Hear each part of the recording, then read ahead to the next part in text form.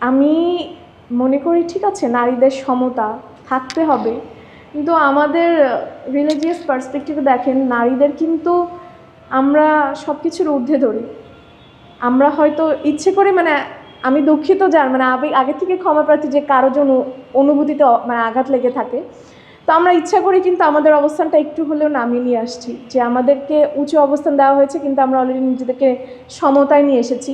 যাই হোক, যেহেতু নিয়ে এসেছি, আমার মনে হয় যে সমতা থাকা উচিত চাকরির ক্ষেত্রে, নিজের অধিকার পাওয়ার ক্ষেত্রে, নিজের শিক্ষাগত যোগ্যতা, চিকিৎসা সব কিছুর ক্ষেত্রে। নারীর সমতা বা ক্ষমতা, অধিকার এই না যে একটা জিনিসকে আমরা প্রচার করলাম যে ওপেনে স্মোক করা যাবে না, সেইটা আমরা ধরে নিলাম যে আমরা নারীরা কেন পারবো না, বা আমরা নারীরা কেন স্মোক করতে পারবো না বাইরে। তারপরে নারীর অধিকার বা সমতা এই না যে আমি স্লিভলেস পরে ওপেনে হাঁটতে পারবো কারণ ছেলেরা হাঁটতে পারে। তো সব মিলিয়ে আমরা নারী হিসেবে আমাদের একটা জিনিস মাথায় রাখতে হবে, যে আমরা যে কাজটা বা যে ব্যাপারটা নিয়ে আন্দোলন করছি, সেই আন্দোলনটা আসলে সবার মতবাদ কিনা। একটা সেক্টর বলছে যে আমরা কেন ওপেন স্মোক করতে পারবো না, তো স্মোকটা যদি ইন্ডিভিজুয়াল বা ব্যক্তি বিশেষে না দেখে আমরা এই জিনিসটা দেখি যে এটা আশেপাশে কী ক্ষতি করছে। আজকে 2 জন মানুষ স্মোক করছে, আমি করতে পারছি না, এটা আমার শ্বাসকষ্ট তৈরি করছে, আমার পরিবেশটা নষ্ট করছে, তাহলে সেদিক থেকেও তো এই জিনিসটা বন্ধ করা উচিত, হোক সে নারী হোক সে পুরুষ। এখন আমি যদি সেটা আমার ঘাড়ে নিয়ে এসে বলবো যে আমি কেন পারবো না, তাহলে এটা হয়তো কিছু আমাদের বাকি একটা সেক্টর মেয়ের জন্য হলেও এই জিনিসটা লজ্জাজনক।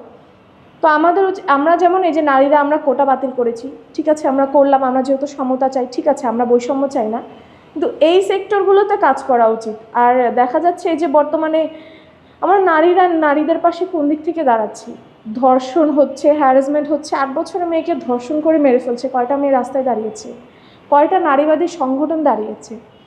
যখন আমি জেলে ছিলাম, আমি আসলে জানি না, আমার নলেজে নেই, কিন্তু কোনো নারীবাদী সংগঠন বা নারীরা স্পেসিফিক্যালি ওইভাবে আমার জন্য দাঁড়ায়নি। বাংলাদেশের সব জেলা থেকে স্টুডেন্টরা দাঁড়িয়েছে, মেয়ে ছেলে নির্বিশেষে দাঁড়িয়েছে, কিন্তু নারী যে সংগঠনগুলো আমরা মেনলি ফোকাস করি কেউ কিন্তু দাঁড়ায়নি। কেন, আমি কি তাহলে নারী ছিলাম না?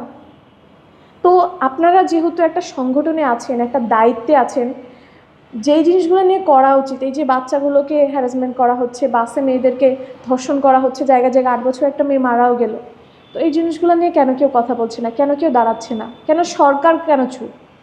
এই জিনিসগুলো নিয়ে আমার মনে হয় সমতা বা এই জিনিসগুলোতে প্রতিবাদ, এই জিনিসগুলো থেকে আসা উচিত, নাকি ছেলেরা এটা করতে পারবে আমিও এটা করতে পারবো, এই জিনিসটা আসলে হয় না।